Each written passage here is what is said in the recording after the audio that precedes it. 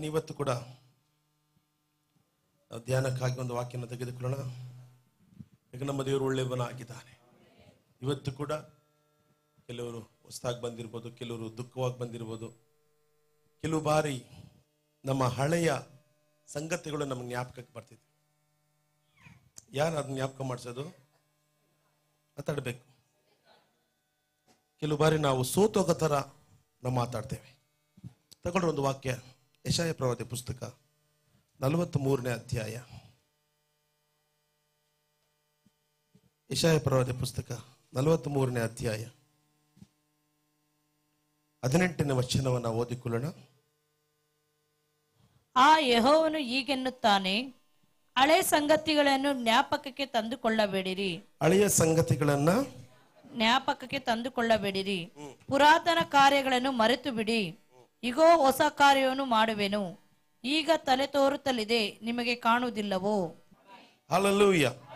ನೋಡ್ರಿ, ಇಲ್ಲಿ ಬೈಬಲ್ ಹೇಳ್ತಾ ಇದೆ, ದೇವರು ಇಸ್ರಾಯೇಲ್ ಜನಗಳಿಗೆ ಮಾತನ್ನು ಹೇಳ್ತಾರೆ. ಯಾರಿಗೆ? ಇಸ್ರಾಯೇಲ್ ಜನಗಳಿಗೆ ಮಾತನ್ನು ಹೇಳ್ತಾರೆ. ನೀವು ಆ ಊರಲ್ಲಿ ಈ ಊರಲ್ಲಿ ಗುಲಾಮರಾಗಿದ್ದು, ಗುಲಾಮತನದಲ್ಲಿ ಇದ್ದಿದ್ದು ಅದನ್ನ ನೀವು ನೆನ್ಸ್ಕೊಂಬೇಡ್ರಿ. ಈಗ ಪ್ರೆಸೆಂಟ್ ನಿಮ್ಗೆ ನಾನು ಏನ್ ಮಾಡ್ತೇನೆ ಅದ್ರ ಬಗ್ಗೆ ಯೋಚನೆ ಮಾಡಿ ಅಂತ ದೇವ್ರು ಹೇಳ್ತಾರೆ. ಹೋಗಿದ್ರೆ ನೀವು ಹೇಳ್ರಿ, ಹಳೆದನ್ನೆಲ್ಲ ನೆನ್ಸ್ಕೊಂತ ಇರ್ಬೇಡ್ರಿ. ನೋಡಿ ಹೇಳ್ರಿ. ನೋಡ್ರಿ, ಇವತ್ತು ಕೂಡ ಯಾಕೆ ಈ ಮೆಸೇಜ್ ನಾನು ತಕೊಂಡೆ, ಇವತ್ತು ಕೂಡ ಒಬ್ಬರು ನಮ್ಮ ಸಭೆಗೆ ಸಂಬಂಧಪಟ್ಟವ್ರು ನನ್ನ ಹತ್ರ ಬಂದ್ರು. ನಾನು ಇಲ್ಲಿ ಪ್ರಾರ್ಥನೆ ಮಾಡಕ್ ಬಂದಿದ್ದೆ. ನಾನು ಮಧ್ಯಾಹ್ನ ಇಲ್ಲಿ ಇರುವಾಗ ಅವ್ರು ಬಂದ್ರು, ನನ್ನ ಭೇಟಿಯಾಗಿ ಸ್ವಲ್ಪ ಹೊತ್ತು ಅವರು ದುಃಖವನ್ನು ಹೇಳ್ಕೊಂಡು, ನಾನು ಏನು ತಪ್ಪೇ ಮಾಡಲಿಲ್ಲ, ತಪ್ಪು ಮಾಡದಿರೋದಕ್ಕೆ ನಾನು ಎಲ್ಲೋದೆ, ಜೈಲಿಗೆ ಹೋಗ್ಬೇಕಾಗಿ ಬಂತು. ಜೈಲಿಗೆ ಹೋಗಿ ಬಂದ್ರು ಕೂಡ ಹಳೆಯ ಸಂಗತಿಗಳನ್ನ ಜ್ಞಾಪಕ ಬರ್ತಾ ಇದೆ, ಆಗ ನನಗೇನೋ ಡಿಸ್ಟರ್ಬ್ ಆಗ್ತಾ ಇದೆ ಅಂತ ನಾನು ಹೇಳಿದೆ. ಆಗ ಈ ವಾಕ್ಯವನ್ನು ತೋರಿಸಿ ಅವರಿಗೆ ದೇವರು ಹೇಳ್ತಾ ಇದ್ದಾರೆ, ಹಳೆಯ ಸಂಗತಿಗಳನ್ನ ಮರ್ತೋಗ್ಬಿಡಿ. ಇವತ್ತು ನಮ್ಮ ನೋಡಿ, ಇವತ್ತು ನಿಮ್ಮ ಪಾಸ್ಟರ್ ನಿಮ್ಮನ್ನ, ಇವಾಗ ನಾನು ನಿಮ್ಮ ಪಾಸ್ಟರ್ ಆಗಿದ್ದೀನಿ ಇಲ್ವಾ? ಹೆಚ್ಚು ನಿಮ್ಮ ಪಾಸ್ಟರ್ ಆಗಿದೆ. ನೋಡ್ರಿ, ನಿಮ್ಮ ಪಾಸ್ಟರ್ ಬಗ್ಗೆ ನಿಮ್ಗೆ ಏನಿದೆ, ನಿಮ್ಮ ಪಾಸ್ಟರ್ ಬಗ್ಗೆ ಎಲ್ಲ ಸ್ಟೋರಿ ನಿಮ್ಗೆ ಗೊತ್ತು. ನಮಗೆ ಹಳೆ ಸ್ಟೋರಿನೂ ಗೊತ್ತು, ಹೊಸ ಸ್ಟೋರಿನೂ ಗೊತ್ತು. ಗೊತ್ತಾ ಇಲ್ವಾ? ಯಾರಾದ್ರೂ ಬಂದೆ ನಿಮ್ಮ ಪಾಸ್ಟರ್ ದೊಡ್ಡ ಅವನೆಂತ ನಮ್ಗೆ ಗೊತ್ತಿಲ್ವಾ, ಅವನ್ ಹೇಳದ್ ನಾವೇನು ಕೇಳದ, ನೀವೇನು ಹೇಳ್ತಾರೆ, ನಮ್ಗೆ ಆಲ್ರೆಡಿ ಗೊತ್ತು ನಮ್ಮ ಪಾಸ್ಟ್ ವಿಷಯ, ನೀನೇನು ಎಕ್ಸ್ಟ್ರಾ ಸ್ಟೋರಿ ಹೇಳ್ಬೇಕಾಗಿಲ್ಲ. ಕೆಲವರೆಲ್ಲ ನಮ್ಗೆ ಏನಂತ ಹೇಳ್ತಾರೆ, ಅವನ ವಿಷಯ ಗೊತ್ತಾಗ್ಬಿಟ್ರೆ ನೀವು ಚರ್ಚ್ಗೆ ಹೋಗಲ್ಲ ಅಂತ ಕೆಲವರು ನಿಮ್ಗೆ ಹೇಳ್ಬೋದು. ಅಲೋ, ಹೇಳ್ತಾರೆ ಇಲ್ವಾ? ಏನಂದ್ರೆ ಆ ವಿಷಯ ಗೊತ್ತಾಗ್ಬಿಟ್ರೆ ನಿಮಗೆ ಅವನ್ ಚರ್ಚ್ಗೆ ಹೋಗಲ್ಲ, ಅವನೆಂತ ಕೇಳಿ ನಮಗ ಗೊತ್ತಾ ಅಂತ ಇಲ್ಲ, ಹಿಂಗೆ ಜನರಲ್ ಆಗಿ ಹೇಳ್ತಾರೆ ಇಲ್ವಾ? ಹೇಳ್ತಾರೆ. ಆಗ ನೀವ್ ಹೇಳ ಅವನು ಮುಂದುವರ್ಸಕ್ ಮನುಷ್ಯ, ಆ ಸ್ಟೋರಿನ ನಮಗೆ ಗೊತ್ತಪ್ಪ, ಗೊತ್ತಿದೆ ನಾವು ಹೋಗಿರೋದು ಅಂತ ನೀವ್ ಹೇಳ್ಬೇಕು. ಹೌದಾ, ಏನ್ ಸ್ಟೋರಿ ಹೇಳ್ರಿ ಅಂತ ಕೇಳಿಸ್ಕೊಂಡ್ರೆ ನಾವು ನಮ್ಮಂತ ಮುಟ್ಟಾಳ್ರಿ ಯಾರು ಇಲ್ಲ. ಯಾಕೆಂದ್ರೆ ಬೈಬಲ್ ಹೇಳ್ತಿದೆ ನಾವು ಕುಸ್ರಳಿದ್ದೇವೆ. ಯಾಕಂದ್ರೆ ನೋಡಿ, ಚೆನ್ನಾಗಿರೋ ಮನುಷ್ಯನ ದೇವರು ಹುಡ್ಕೊಂಡ್ ಬರ್ಲಿಲ್ಲ. ಎಲ್ಲ ಹೇಳ್ರಿ, ಚೆನ್ನಾಗಿರೋ ಮನುಷ್ಯನ ದೇವರು ಹುಡ್ಕೊಂಡ್ ಬರ್ಲಿಲ್ಲ. ದೇವ್ರು ಯಾರನ್ನ ಹುಡ್ಕೊಂಡು ಹೋದ್ರಂತೆ? ದೇವರು ಕೆಟ್ಟವರನ್ನ, ಎಲ್ಲರೂ ಕೆಟ್ಟವರನ್ನ, ಪಾಪಿಗಳನ್ನ, ಎಲ್ಲಿ ಕಷ್ಟದಲ್ಲಿದ್ದಾರೋ, ಎಲ್ಲಿ ದುಃಖದಲ್ಲಿದ್ದಾರೋ, ಎಲ್ಲಿ ವೇದನೆಯಲ್ಲಿದ್ದಾರೋ, ಎಲ್ಲಿ ವ್ಯಾಧಿಲಿದ್ದಾರೋ ಅವರನ್ನ ದೇವ್ರು ಹುಡ್ಕೊಂಡು ಹೋಗಿದ್ದಾನಂತೆ.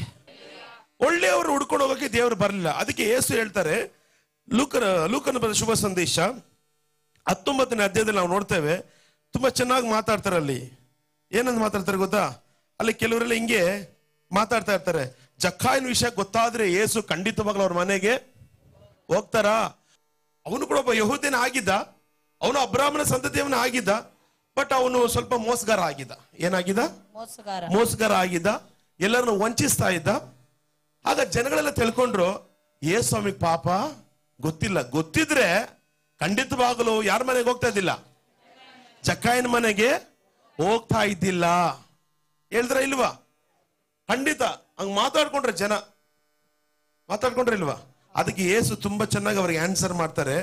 19:10ನೇ ವಾಕ್ಯ ನೋಡ್ರಿ, ನಮ್ ದೇವ್ರು ಯಾವತ್ತೂ ಕೂಡ ಆನ್ಸರ್ ಅಥವಾ ಕ್ವಶನ್ ರೆಡಿಯಾಗಿ ಇಟ್ಕೊಂಡಿರ್ತಾರೆ. ಹಲೋ, ಇದ್ದೀರಾ? ನಮ್ ದೇವ್ರು ಯಾವತ್ತೂ ಕೂಡ ಒಂದಾ ಕ್ವಶನ್ ಹಾಕ್ತಾರೆ.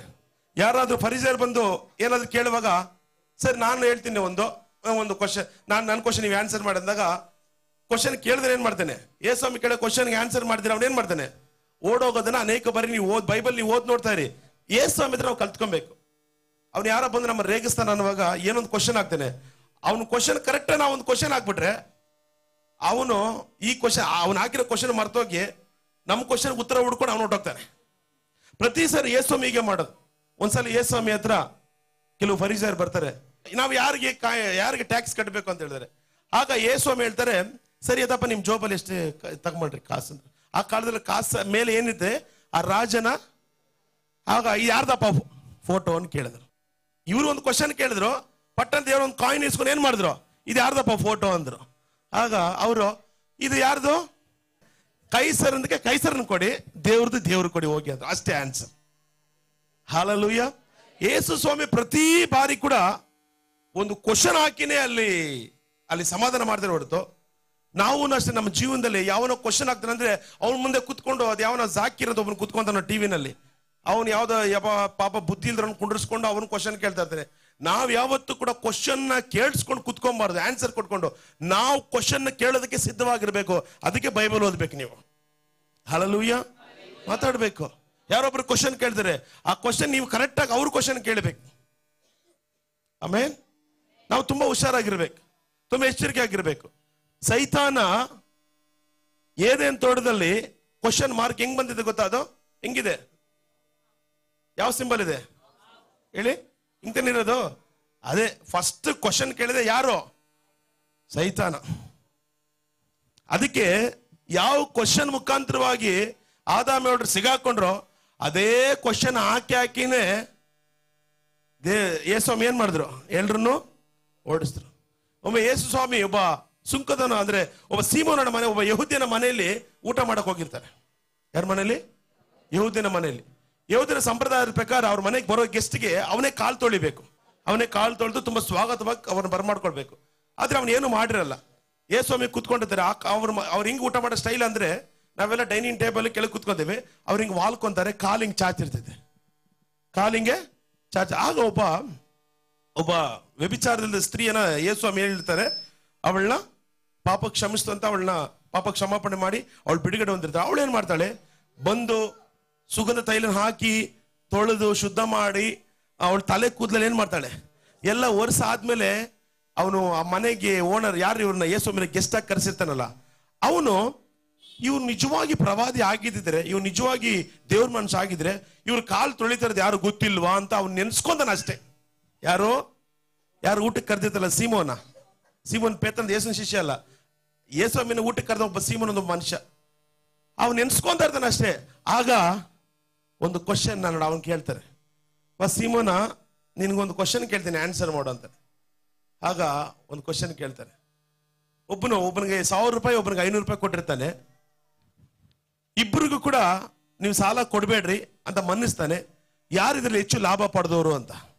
ಆಗ ಅವನೇನ್ ಹೇಳ್ತಾನೆ, ಎಲ್ಲದಕ್ಕೂ ದೇವ್ರು ಏನ್ ಮಾಡಿದ್ರಲ್ಲಿ ಕ್ವಶನ್ ಹಾಕಿ ಅಲ್ಲಿ ಉತ್ತರ ಕೊಡುವಂತ ನಾವು ನೋಡ್ತೇವೆ ಪ್ರಿಯರೇ.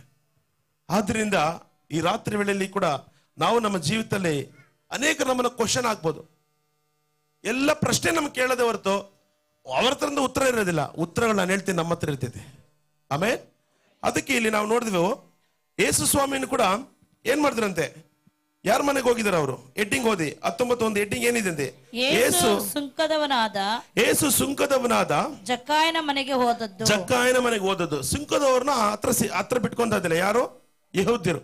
ಸುಂಕದವರು, ಲಂಚ ತಗೊಂಡವರು, ಇವರೆಲ್ಲ ಸ್ವಲ್ಪ ಎಗ್ನೆಸ್ಟ್ ಆಗಿದ್ರು. ಅಂತವನ ಮನೆಗೆ ಯಾರು ಹೋಗ್ತಾ ಇದಾರೆ? ಯೇಸು ಸ್ವಾಮಿ ಹೋಗ್ತಾ ಇದಾರೆ. ಯೇಸು ಸ್ವಾಮಿ ಹೋದಾಗ ಅನೇಕರು ಏನ್ ತಿಳ್ಕೊಂತಾರೆ, ಏನಪ್ಪ ಯೇಸು ಸ್ವಾಮಿ ಇಂಥವನ್ ಮನೆಗೆ ಹೋಗಿದ್ದಾರೆ ಅಂತ ನೆನ್ಸ್ಕೊಂಡಾಗ ಆಗ ಏನ್ ನೆನ್ಸ್ಕೊಂತಾರೆ, ಏನಪ್ಪ ಇಂಥವನ್ ಪಾಪಿ ಮನೆಗೆ ಯೇಸು ಪಾಪಿಯಾಗಿರುವವನ ಬಳಿಯಲ್ಲಿ ಇಳುಕೊಳ್ಳುತ್ತಿ ಹೋಗಿದ್ದಾನೆ ಎಂದು ಗುಣಗುಟ್ಟಿದರು. ಏನಂತೆ ಓದಿರ ವಾಕ್ಯವನ್ನ? ಇದನ್ನು ನೋಡಿದವರೆಲ್ಲರೂ ಎಷ್ಟನೇ ವಾಕ್ಯ ಅದು? 7ನೇ ವಾಕ್ಯ. ಎಲ್ಲ ಕೈ ಇಟ್ಕೊಳ್ರಿ. ಯೇಸುವಿಗೆ ಅವ್ರ ಮನೆಗೆ ಹೋದ್ರು. ಅಲ್ಲಿ ಕೆಲವರು ಇದ್ರು. ಏನಂತ ಹೇಳಿದ್ರು? ಇದನ್ನು ನೋಡಿದವರೆಲ್ಲರೂ ಈತನು ಪಾಪಿಯಾಗಿರುವವನ ಬಳಿಯಲ್ಲಿ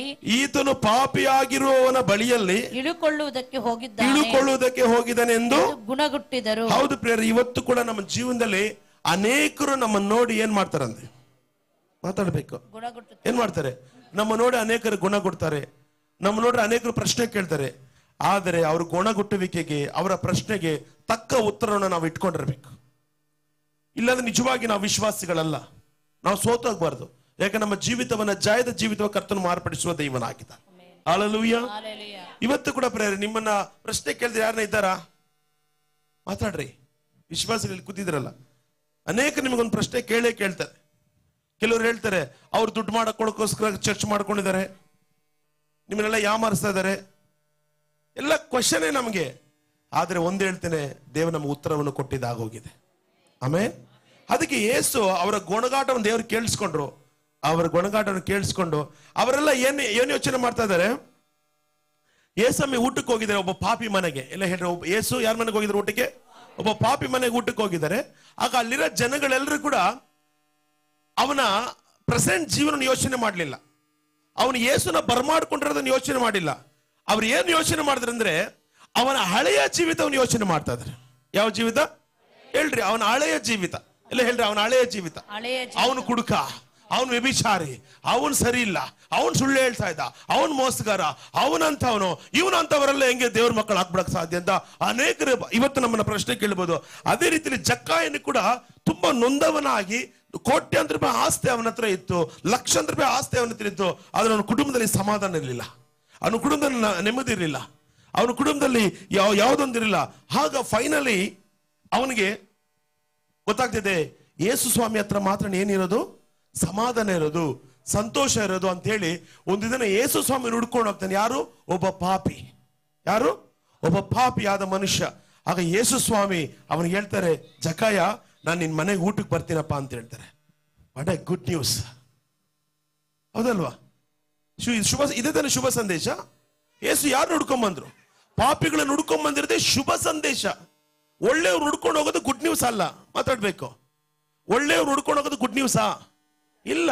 ಒಬ್ಬ ಪಾಪಿನ, ಒಬ್ಬ ವೇಶ್ಯನ, ಒಬ್ಬ ಸಮಾಜದಲ್ಲಿ ಬೇಡವಾದನ ಹುಡ್ಕೊಂಡು ಒಬ್ಬ ಒಳ್ಳೆ ಮನುಷ್ಯ ಹೋಗ್ತಾನಂದ್ರೆ ಅದೇ ಗುಡ್ ನ್ಯೂಸ್, ಅದೇ ಶುಭ ಸಂದೇಶ. ಅದನ್ನೇ ಯೇಸು ಮಾಡಿದ್. ಆದ್ರೆ ಅಲ್ಲಿರೋ ಜನಗಳು ಏನ್ ಅನ್ಸ್ಕೊಂಡ್ರು?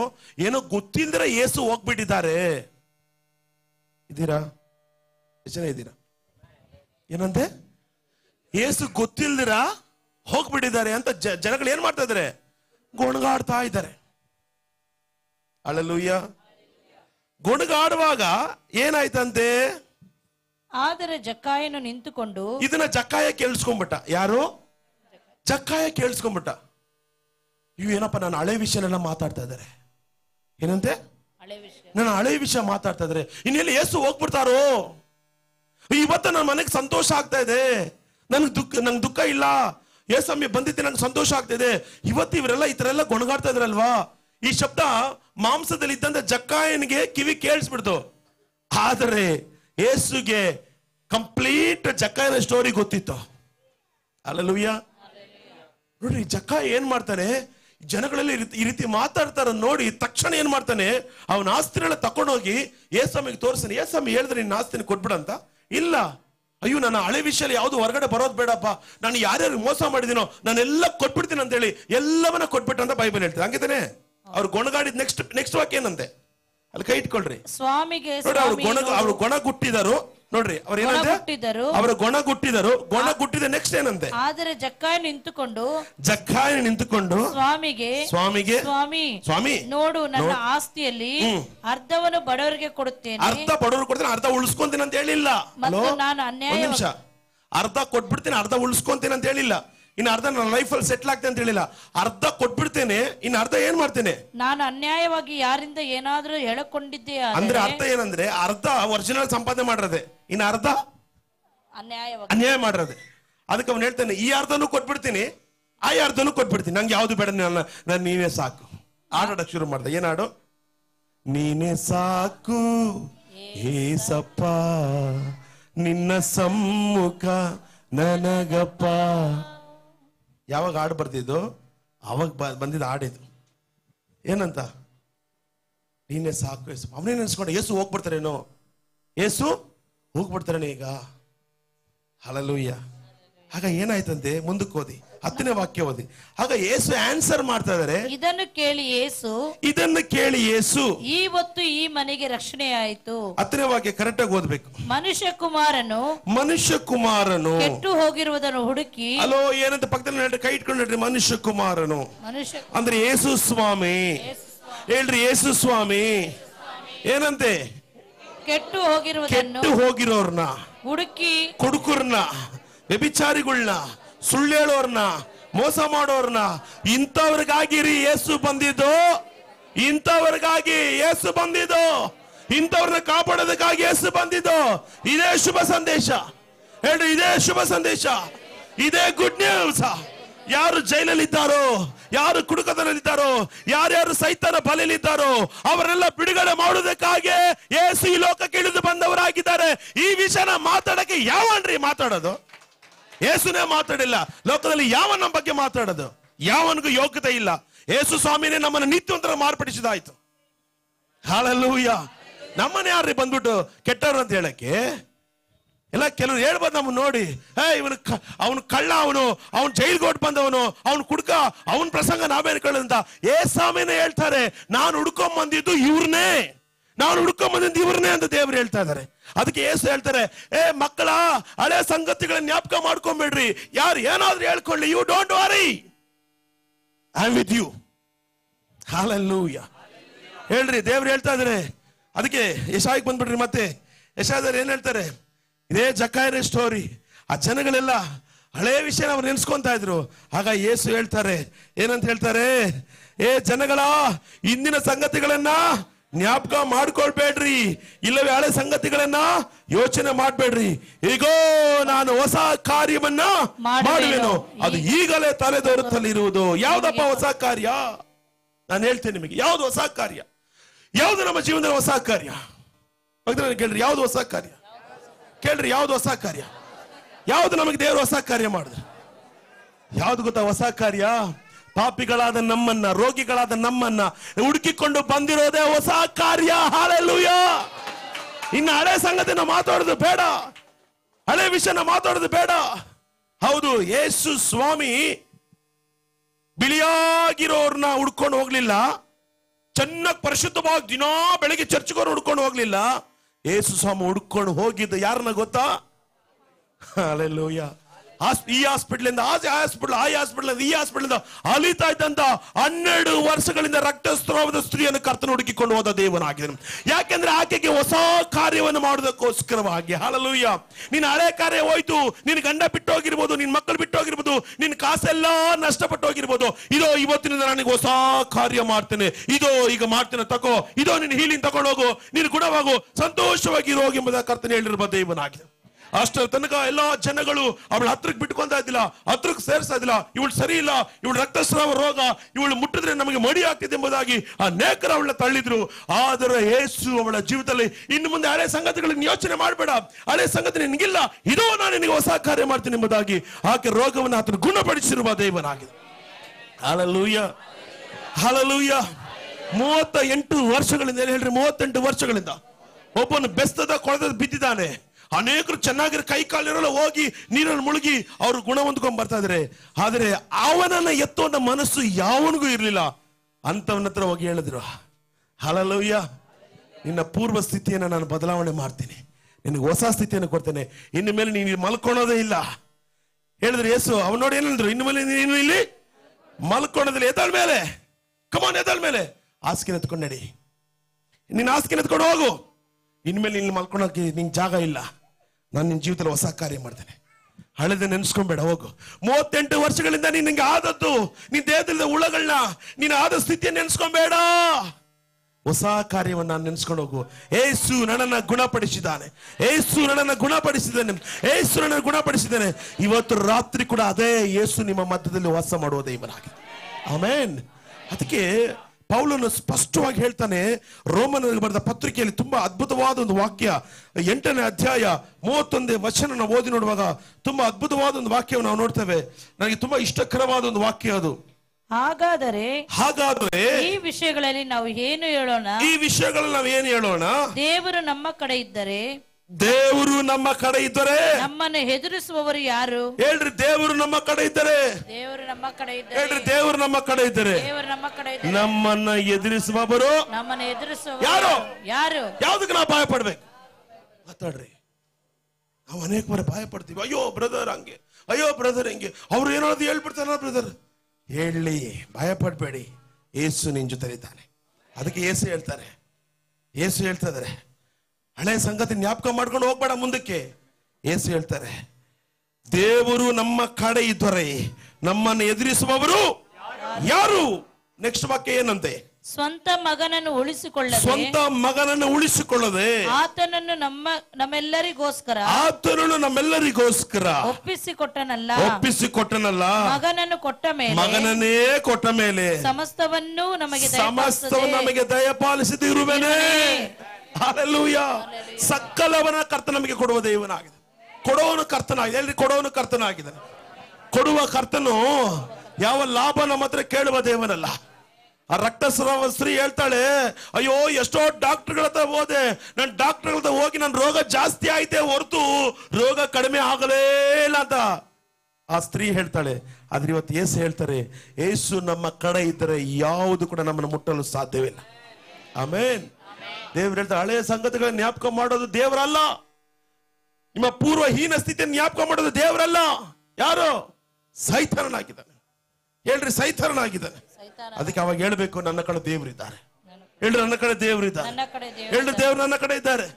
ಹೇಳ್ರಿ, ದೇವ್ರು ನನ್ನ ಕಡೆ ಇದ್ದಾರೆ. ನನ್ನ ಹಳೆ ಸಂಗತಿಗಳನ್ನ ನಾನು ಜ್ಞಾಪಕ ಮಾಡ್ಕೊಳ್ಳಲ್ಲ. ನಾನು ಯೇಸು ಕ್ರಿಸ್ತನಲ್ಲಿ ಮರು ಸೃಷ್ಟಿ ಆಗಿದ್ದೇನೆ, ಹೊಸ ಮನುಷ್ಯನಾಗಿದ್ದೇನೆ. ನನ್ನೊಳಗೆ ವಾಸಿಸುವವನು ಲೋಕದಲ್ಲಿ ವಾಸಿಸುವವನಿಗಿಂತ ದೊಡ್ಡವನಾಗಿದ್ದಾನೆ. ಹೇಳ್ರಿ, ದೊಡ್ಡವನಾಗಿದ್ದಾನೆ. ನನ್ನೊಳಗಿರುವ ಯೇಸು ಲೋಕದಲ್ಲಿರುವವರಿಗಿಂತ ದೊಡ್ಡವನಾಗಿದ್ದಾನೆ. ಮುಂದುವರಿಸಿ ನಾವು ಓದೋಣ ವಾಕ್ಯವನ್ನ. 33ನೇ ವಾಕ್ಯ. ದೇವರು ಆದುಕೊಂಡವರ ಮೇಲೆ ಯಾರು ತಪ್ಪು ಹೊರಿಸಾರು? ಹಲ್ಲೆಲೂಯಾ.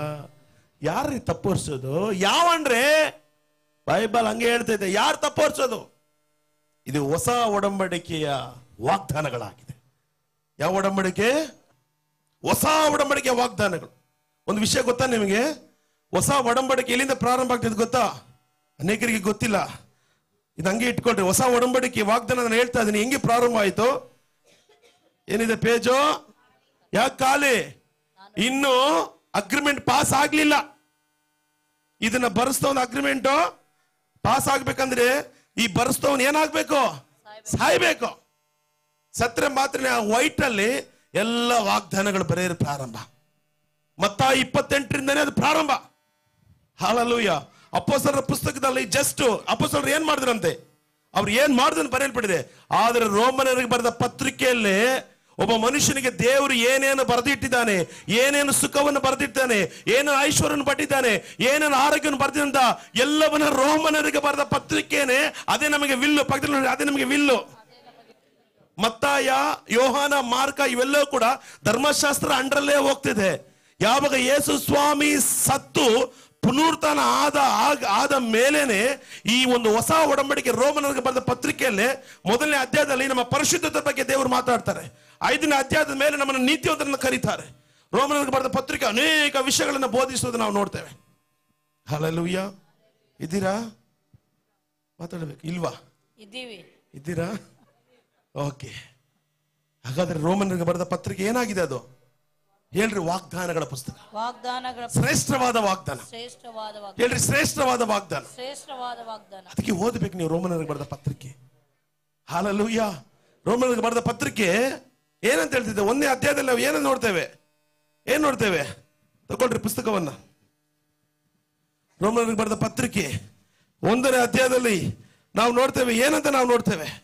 ತಗೊಳ್ರಿ ಬೇಗ ನೋಡ್ರಿ. ಅಲ್ಲಿ ಪ್ರಾರಂಭದಲ್ಲಿ ನಾವು ಏನ್ ನೋಡ್ತೇವೆ? ಪೌಲನು ಏನು ಬರೀತಾನೆ ಅಲ್ಲಿ? ಯೇಸು ಕ್ರಿಸ್ತನ ದಾಸನು ಅಪೊಸ್ತಲನಾಗುವುದಕ್ಕೆ ಕರೆಯಲ್ಪಟ್ಟವನು ದೇವರ ಸುವಾರ್ತೆಯನ್ನು ಸಾರುವುದಕ್ಕೆ ನೇಮಿಸಲ್ಪಟ್ಟವನು ಆಗಿರುವ ಪೌಲನು ರೋಮಾಪುರದಲ್ಲಿ ದೇವರಿಗೆ ಪ್ರಿಯರು ದೇವ ಜನರಾಗುವುದಕ್ಕೆ ಕರೆಯಲ್ಪಟ್ಟವರು ಆಗಿರುವವರೆಲ್ಲ. ಅಲ್ಲೇ ಪ್ರಾರಂಭ ಆಗೋಯ್ತು. ಏನಂತೆ?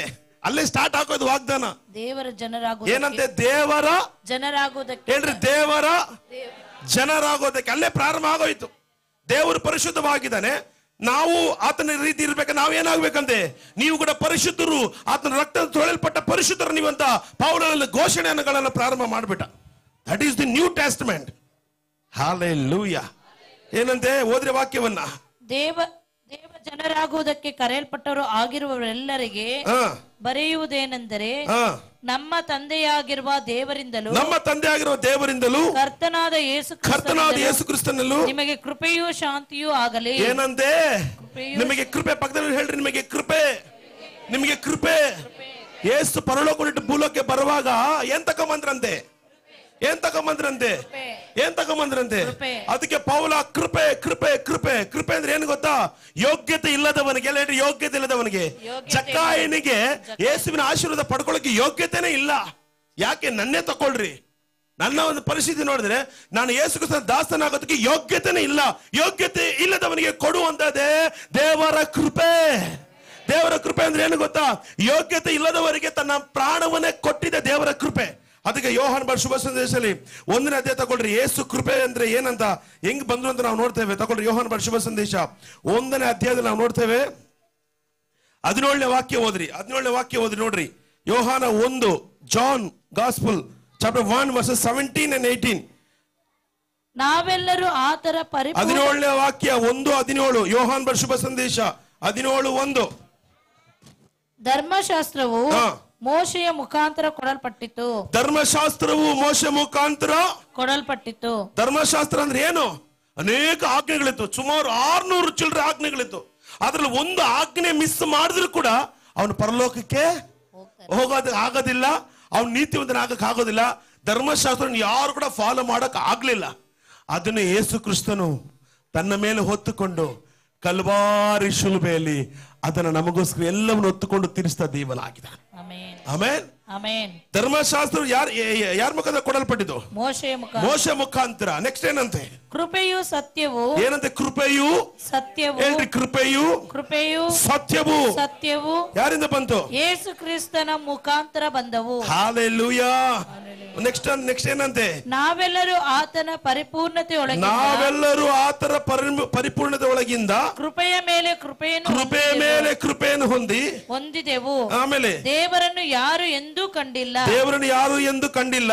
ಯಾವನು ಏಕಪುತ್ರನು ಸ್ವತಃ ದೇವರಾಗಿದ್ದು ತಂದೆಯ ಎದೆಯಲ್ಲಿದ್ದಾನೋ ಆತನೇ ತಿಳಿಯಪಡಿಸಿದನು. ಆಮೆನ್. ಹಲ್ಲೆಲೂಯಾ. ಯೇಸು ಕ್ರಿಸ್ತನ ಮುಖಾಂತರ ನಮಗೆ ಏನು ಕೊಡಲ್ಪಟ್ಟಿದಂತೆ? ಕೃಪೆ. ಎಲ್ಲ ಹೇಳ್ರಿ, ಕೃಪೆಯು ಯೋಗ್ಯತೆ ಇಲ್ಲದವನಿಗೆ. ಹೇಳ್ರಿ, ಯೋಗ್ಯತೆ ಇಲ್ಲದವನಿಗೆ ಕ್ಷಮೆಯನ್ನು ಪಡ್ಕೊಳ್ಳಕ್ಕೆ ಅವನಿಗೆ ಯೋಗ್ಯತೆ ಇಲ್ಲ, ಅಂತವನಿಗೆ ಕೊಡುವಂತದ್ದೇ ಕೃಪೆ. ಹಲ್ಲೆಲೂಯಾ. ಅದಕ್ಕೆ ಪೌಲನು ರೋಮನರು ಬರೆದ ಪತ್ರಿಕೆಯಲ್ಲಿ ಹೇಳ್ತಾನೆ, ಕೃಪೆಯು ಶಾಂತಿಯು ನಿಮಗೆ ಆಗಲಿ. ಕೃಪೆಯಿಂದ ನಿಮಗೆ ಶಾಂತಿ ಆಗಲಿ. ಯಾವುದರಿಂದ? ದೇವರ ಕೃಪೆಯಿಂದ ನಮಗೆ ಶಾಂತಿ. ಹಲ್ಲೆಲೂಯಾ.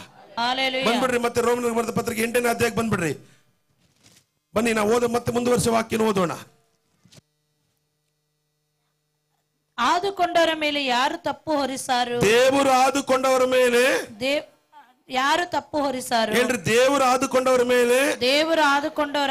ಪಕ್ಕದಲ್ಲಿ ಕೈ ಇಟ್ಕೊಂಡು ಹೇಳ್ರಿ, ಅಲೋ, ನಿಮ್ಮನ್ನ ಆರಿಸ್ಕೊಂಡಿದ್ದು ಅನಿಲ್ ಗೌಡ ಅಲ್ಲ. ಯಾರು ಆರಿಸ್ಕೊಂಡಿದ್ದು? ಹೇಳ್ರಿ, ದೇವರು. ಹೇಳ್ರಿ, ದೇವರು ನಿಮ್ಮನ್ನ ಆರಿಸ್ಕೊಂಡಿದ್ದು. ಹೇಳ್ರಿ, ದೇವರು ನಿಮ್ಮನ್ನ ಆರಿಸ್ಕೊಂಡಿದ್ದು. ನಿಮ್ಮನ್ನ ಆರಿಸ್ಕೊಂಡಿದ್ದು. ಆಮೇಲೆ ಏನಂತೆ? ದೇವರೇ ನಮ್ಮನ್ನು ನೀತಿವಂತರೆಂದು. ಅಲೋ, ದೇವರೇ ನಮ್ಮನ್ನು ನೀತಿವಂತರೆಂದು ನಿರ್ಣಯಿಸುವನಾಗಿದ್ದಾನೆ. ಅಪರಾಧಿಗಳೆಂದು ನಿರ್ಣಯಿಸುವವರು ಯಾರು? ಯಾರೇ ಅಪರಾಧಿಗಳು ನಮ್ಮನ್ನು ನಿರ್ಣಯಿಸುವರು? ಇದ್ದೀರಾ? ಹಲ್ಲೆಲೂಯಾ. ಹೇಳ್ರಿ, ನಾವು ದೇವರ ಆದುಕೊಂಡವರಾಗಿ ನಮ್ಮ ಮೇಲೆ ತಪ್ಪು ಹೊರಿಸ್ತಾರ ಇಲ್ವಾ? ವಿಷಯ ಗೊತ್ತಾ ನಿಮ್ಗೆ? ಅವನ ಜೊತೆ ಮಾತಾಡ್ದ ಅವನು ಯಾರು ಗೊತ್ತಾ? ಗೊತ್ತೇ ನೀನು ಅವನ ಪೂರ್ವ ಸ್ಥಿತಿ ನೀನು ಯೋಚನೆ ಮಾಡ್ತಾ ಇದ್ಯಾ? ನಮ್ಮ ದೇವರು ಹಳೇದನ್ನ ಮರ್ತೋಗು ಅಂತ ಹೇಳ್ತಾ ಇದ್ದಾರೆ. ನಾನು ಹೊಸ ಕಾರ್ಯ ಮಾಡಿದ್ದೀನಿ. ಹಳೇದಾಗ ನೀನು ಪಾಪಿ ಆಗಿರ್ಬೋದು, ಈಗ ನೀನು ನೀತಿವಂತನ ಆಗಿದ್ಯಾ. ಹಲ್ಲೆಲೂಯಾ. ಹಳೇದಾಗ ನೀನು ಕಳ್ಳನಾಗಿರ್ಬೋದು, ಈಗ ನೀನು ಒಳ್ಳೆಯವನಾಗಿದ್ಯಾ. ಯಾರಿಂದ? ಹೋದ್ರಿ, ಮುಂದಕ್ಕೆ ಹೋದ್ರಿ. ಕ್ರಿಸ್ತ ಯೇಸು ಮರಣವನ್ನು ಹೊಂದಿದ್ದಲ್ಲದೆ ಜೀವಿತನಾಗಿ ಎದ್ದು ದೇವರ ಬಲಗಡೆಯಲ್ಲಿದ್ದು ನಮಗೋಸ್ಕರ ಬೇಡುವವನಾಗಿದ್ದಾನೆ. ನಮಗೋಸ್ಕರ ಯಾರು ಪ್ರಾರ್ಥನೆ ಮಾಡ್ತಾ ಇರೋದು? ನೋಡಿ, ಎಷ್ಟು ವಾಗ್ದಾನಗಳನ್ನು ರೋಮನರು ಬರೆದ ಪತ್ರಿಕೆ ಹೇಳ್ತಿದ್ದೆ ನಮಗೆ. ಇಷ್ಟು ನಾವೇನ್ ಮಾಡ್ತಾ ಇದ್ವಿ? ಯಾರ್ಯಾರನೋ ಪ್ರಾರ್ಥನೆ ಮಾಡ್ರಿ ಅಂತ ಅವ್ರ ಕೈಲಿ ಒಂದು ಕೈನಲ್ಲಿ ಕೊಟ್ಟು ಪ್ರಾರ್ಥನೆ ಮಾಡಿಸ್ತಾ ಇದ್ದೀವಿ. ಬಟ್ ಬೈಬಲ್ ಹೇಳ್ತೈತೆ ನಮಗೋಸ್ಕರವಾಗಿ ಯಾರು ಪ್ರಾರ್ಥನೆ ಮಾಡ್ತಾ ಇದಾರಂತೆ. ಪಕ್ಕದಲ್ಲಿ ಹೇಳ್ರಿ, ಅಲೋ, ನಿನಗೋಸ್ಕರ, ನಿನ್ನ ಕುಟುಂಬಕ್ಕೋಸ್ಕರ, ನಿನ್ನ ಸೇವೆಗೋಸ್ಕರ, ನಿನ್ನಗೋಸ್ಕರ, ನಿನ್ನ ಜೀವಿತಕ್ಕೋಸ್ಕರ ಯೇಸು ಯಾವಾಗಲೂ ತಂದೆಯ ಬಲಭಾಗದಲ್ಲಿ ತನ್ನ ರಕ್ತವನ್ನು ತೋರಿಸಿ, ತನ್ನ ಗಾಯಗಳನ್ನು ತೋರಿಸಿ, ತನ್ನ ಬಾಸುಗಳನ್ನು ತೋರಿಸಿ ನಮಗೋಸ್ಕರ ಪ್ರಾರ್ಥನೆ ಮಾಡ್ತಾ ಇದ್ದಾನೆ. ತಂದೆಯ ದೇವರು ಯೇಸಪ್ಪನ ಗಾಯ ನೋಡಿ, ಆತನ ಬಾಸುಡೆ ನೋಡಿ, ಯೇಸಪ್ಪನ ಹೆಸರಲ್ಲಿ ಯಾರಾದ್ರೂ ಪ್ರಾರ್ಥನೆ ಮಾಡಿದ ತಕ್ಷಣ ಇಮಿಡಿಯೇಟ್ ಆಗಿ ಅವರಿಗೆ ಅದ್ಭುತಗಳನ್ನು ಕರ್ತನು ಮಾಡುವ ದೇವನಾಗಿದ್ದಾನೆ. ಈ ರಾತ್ರಿ ಕೂಡ ಕರ್ತನು ನಿಮ್ಮ ಮೊದಲ ಅದ್ಭುತಗಳನ್ನು ಮಾಡುವ ದೇವನಾಗಿದ್ದಾನೆ. ಇದೇ ನ್ಯೂ ಕವೆನೆಂಟ್, ಇದೇ ಹೊಸ ಒಡಂಬಡಿಕೆ. ಹಲ್ಲೆಲೂಯಾ. ಹೇಳ್ರಿ, ಇದೇ ಹೊಸ ಒಡಂಬಡಿಕೆ. ಹೊಸ ಒಡಂಬಡಿಕೆ ಅಂದ್ರೆ ಏನು? ಯೇಸು ನಮಗೋಸ್ಕರ ತಂದೆಯ ಬಲಭಾಗದಲ್ಲಿ ಕುತ್ಕೊಂಡು ಪ್ರಾರ್ಥನೆ ಮಾಡೋದೇ ಹೊಸ ಒಡಂಬಡಿಕೆ. ಎಲ್ಲ ಹೇಳ್ರಿ, ಹೊಸ ಒಡಂಬಡಿಕೆ. ದ್ರಾಕ್ಷಾರಸನ ನೀರ್ನ ದ್ರಾಕ್ಷಾರಸ ಮಾಡಿದೆಲ್ಲ ಅದೆಲ್ಲ ಓಲ್ಡ್ ಟೆಸ್ಟ್ಮೆಂಟ್. ನ್ಯೂ ಟೆಸ್ಟ್ಮೆಂಟ್ ಏನ್ ಗೊತ್ತಾ? ಯೇಸು ಸ್ವಾಮಿ, ಹೇಳ್ರಿ, ಯೇಸು ಅದೆಲ್ಲ ಓಲ್ಡ್. ಈಗ ಹೊಸದಾಗಿ ಹೊಸ ಟ್ರೆಂಡ್ ಏನ್ ಗೊತ್ತಾ? ನ್ಯೂ ಟೆಸ್ಟ್ಮೆಂಟ್ ಏನ್ ಗೊತ್ತಾ? ಯೇಸು ನಮಗೋಸ್ಕರ ತಂದೆ ಬಲಭಾಗದಲ್ಲಿ ಕುತ್ಕೊಂಡು ಪ್ರಾರ್ಥನೆ ಮಾಡ್ತಾ ಇರೋದೇ ಹೊಸ ಒಡಂಬಡಿಕೆ. ಯೇಸು ನಮ್ಮನ್ನ ನೀತಿವಂತರ ಮಾಡಿರೋದೇ ಹೊಸ ಒಡಂಬಡಿಕೆ. ಯೇಸು ನಮಗೋಸ್ಕರ ಸಕಲವನ್ನ ಕೊಟ್ಟಿರೋದೇ ಹೊಸ ಒಡಂಬಡಿಕೆ. ಆಮೆನ್. ಅದನ್ನೇ ಬೈಬಲ್ ಹೇಳಿದೆ. ಮುಂದುವರಿಸೋದ್ರಿ ಇನ್ನೂ ಚೆನ್ನಾಗಿದೆ ನೋಡಿ. ಕ್ರಿಸ್ತನ ಪ್ರೀತಿಯಿಂದ ನಮ್ಮನ್ನು ಅಗಲಿಸುವವರು ಯಾರು? ಏನಂತೆ? ಕ್ರಿಸ್ತನ ಪ್ರೀತಿಯಿಂದ. ಹೇಳ್ರಿ, ಕ್ರಿಸ್ತನ ಪ್ರೀತಿಯಿಂದ ನಮ್ಮನ್ನು ಅಗಲಿಸೋಕೆ ಯಾರು ಬರ್ಬೋದು? ಯೋಚನೆ ಮಾಡಿ, ಯಾರು ಬರ್ಬೋದು? ಪಕ್ಕದ ಮನೆ ಪಾರ್ವತಮ್ಮ ಬರ್ತಾಳ? ಖಂಡಿತ ಬರಲ್ಲ. ಅವಳು ನಮ್ಮ ಪಾರ್ವತಮ್ಮನವರು ಇಲ್ಲೇ ಇದ್ದಾರೆ, ಶಿವಮೊಗ್ಗ. ಓಕೆ ಯಾರಂತೆ? ಪಕ್ಕದ ಮನೆ ಪಾರ್ವತಮ್ಮ ಬರಲ್ಲ. ಯಾರು ಬರ್ತಾರಂತೆ? ಮುಂದಕ್ಕೋದಿ. ಕಷ್ಟವೋ ಸಂಕಟವೋ ಒಂದೊಂದೇ ಕಷ್ಟವೋ. ಒಮ್ಮೆ ನೀವು ಕ್ರಿಸ್ತನಲ್ಲಿ ಇದಾಗ್ಬಿಟ್ರೆ, ಅಲ್ಲೋ, ಒಮ್ಮೆ ಕ್ರಿಸ್ತನಲ್ಲಿ ಒಂದಾಗ್ಬಿಟ್ರೆ ಏನು ಕಷ್ಟ ಬರಲಿ, ಕಷ್ಟ ಬಂದ್ರೆ ಅಯ್ಯೋ ಬೇಡಪ್ಪ ಅದು ಓಡೋಕಾಗ್ತಿದ? ಮಾತಾಡ್ರಿ. ಏನ್ ಮಾಡ್ತೀರಾ ನೀವು? ಕಷ್ಟ ಬಂದ್ರೆ ಏನ್ ಮಾಡ್ತೀರಾ? ನಾನು ಹೇಳಿಲ್ವಾ ಹೋಗ್ಬಿಟ್ರ ಸಂಧಿ ಒಳಕಂತ? ಅದಕ್ಕೆ ಗೋಡೆ ಕೂಡ ಕಟ್ಟಿಕ್ಕಿದೀವಿ, ಹೋಗ್ಬಿಡ್ರಿ ಅಂತ ಹೇಳಿಲ್ವಾ? ಬಂತು ಕಷ್ಟ. ಹೇಳ್ರಿ, ಬೈಬಲ್ ಹೇಳ್ತಿದೆ, ದೇವರು ನಮ್ಮ ಕಡೆ ಇದ್ರೆ ನಮ್ಮನ್ನು ಎದುರಿಸೋದು ಯಾವ್ದು ಕಷ್ಟನಾ? ನಾವು ಕಷ್ಟನ ಎದುರಿಸ್ತೇವೆ. ಹಲ್ಲೆಲೂಯಾ. ಹೇಳ್ರಿ, ನಾವು ಕಷ್ಟನ ಎದುರಿಸ್ತೇವೆ. ನೆಕ್ಸ್ಟ್ ಏನಂತೆ? ಕಷ್ಟವೋ ಸಂಕಟ ನಾವು ಎದುರಿಸ್ತೇವೆ.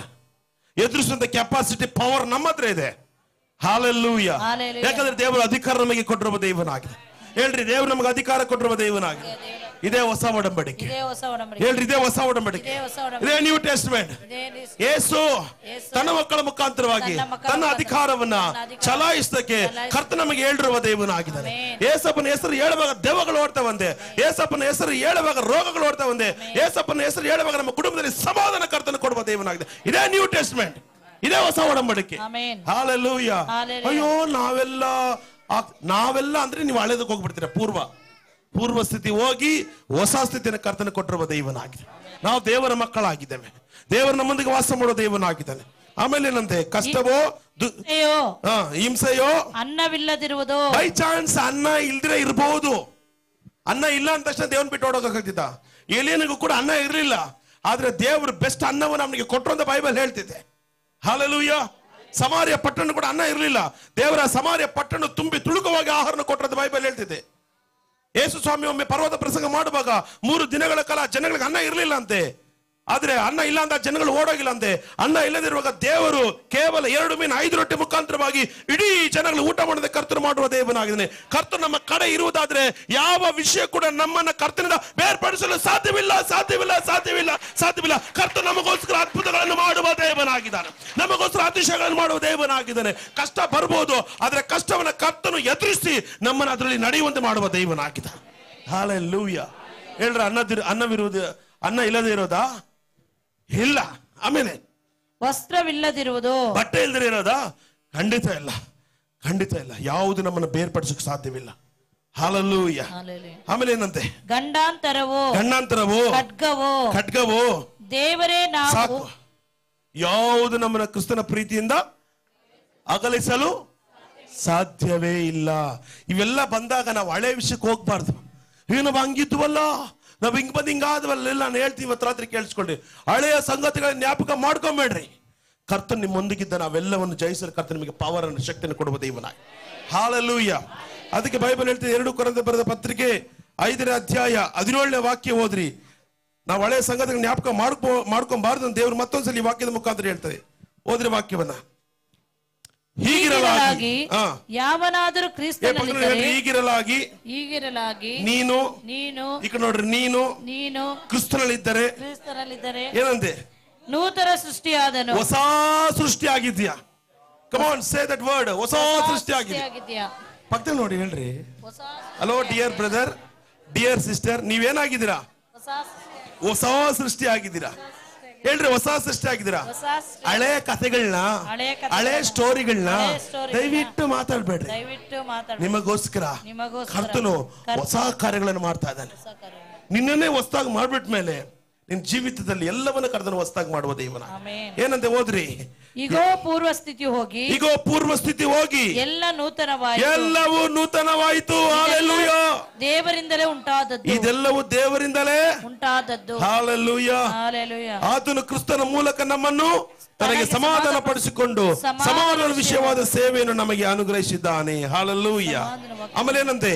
ಆ ಸಮಾಧಾನ ವಾಕ್ಯವೇನೆಂದರೆ, ದೇವರು ಮನುಷ್ಯರ ಅಪರಾಧಗಳನ್ನು ಅವರ ಲೆಕ್ಕಕ್ಕೆ ಹಾಕದೆ ಲೋಕವನ್ನು ಕ್ರಿಸ್ತನಲ್ಲಿ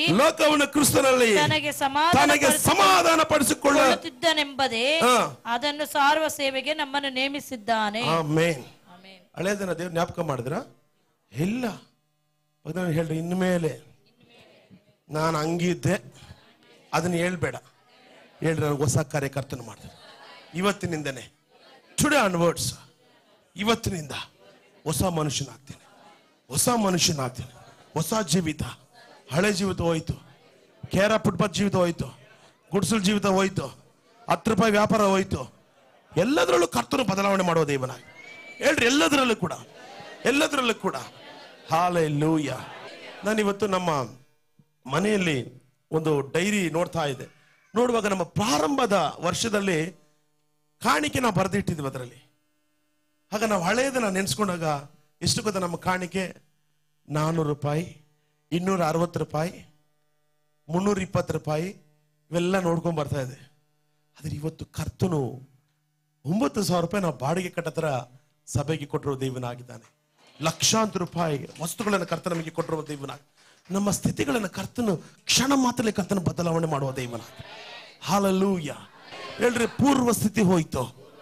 ಎಲ್ಲದರಲ್ಲಿ ಕೂಡ, ನಾಟ್ ಓನ್ಲಿ ಸ್ಪಿರಿಚುವಲ್, ಎಲ್ಲ ವರ್ಲ್ಡ್ಲಿ ಕೂಡ ನಾವು ಒಮ್ಮೆ ದೇವರ ಮಕ್ಕಳಾಗಿ ಮಾರ್ಪಟ್ಟಾಗ ಕರ್ತನು ಎಲ್ಲವನ್ನು ನಮಗೆ ನೂತನ ಪಡಿಸುವ ದೇವನಾಗಿದ್ದಾನೆ. ನಮ್ಮ ಬಿಸ್ನೆಸ್ ಇರ್ಬೋದು, ನಮ್ಮ ಕೆಲಸ ಇರ್ಬೋದು, ಎಲ್ಲದರಲ್ಲಿ ಕರ್ತನು ನಮಗೆ ನೂತನ ಪಡಿಸುವ ದೇವನಾಗಿದೆ.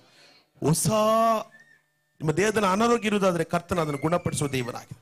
ಇವತ್ತು ರಾತ್ರಿ ನನಗೆ ಆ ಕಾಯಿಲೆ ಇದೆ ಬ್ರದರ್, ನನಗೆ ಈ ಕಾಯಿಲೆ ಇದೆ ಬ್ರದರ್, ನನಗೆ ಆ ಸಾಲ ಇದೆ ಬ್ರದರ್, ನನಗೆ ಈ ಸಾಲ ಇತ್ತು ಬ್ರದರ್, ಇವೆಲ್ಲ ಮಾತಾಡೋಣ. ಹೊಸ ಕಾರಣ ಕರ್ತನ ಮಾತನಾಡುತ್ತೆ, ಕರ್ತನ ಹೇಳುವ ದೇವನಾಗಿ. ಬನ್ನಿ, ನಾವೆಲ್ಲರೂ ಎದ್ದು ನಿಂತವರಾಗಿ ಈ ರಾತ್ರಿ ವೇಳೆಯಲ್ಲಿ ಕೂಡ ಕರ್ತನಿಗೆ ನಮ್ಮನ್ನು ಸಮರ್ಪಣೆ ಮಾಡೋಣ. ಎಷ್ಟು ನಿಮ್ಮನ್ನು ಸಮರ್ಪಣೆ ಮಾಡ್ತೀರಾ? ಕಮಾನ್, ಎದ್ದು ನಿಂತ್ಕೊಳ್ಳಿ ಬೇಗ.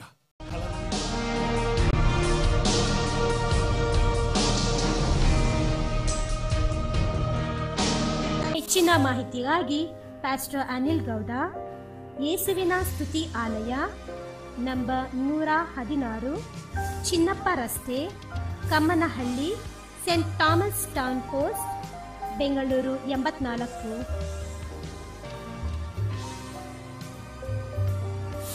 For more details, contact Pastor Anil Gowda, Praise Jesus Church, number 116, Chinnappa Road, Kammanahalli, near Old Church, St. Thomas Town Post, Bangalore 84.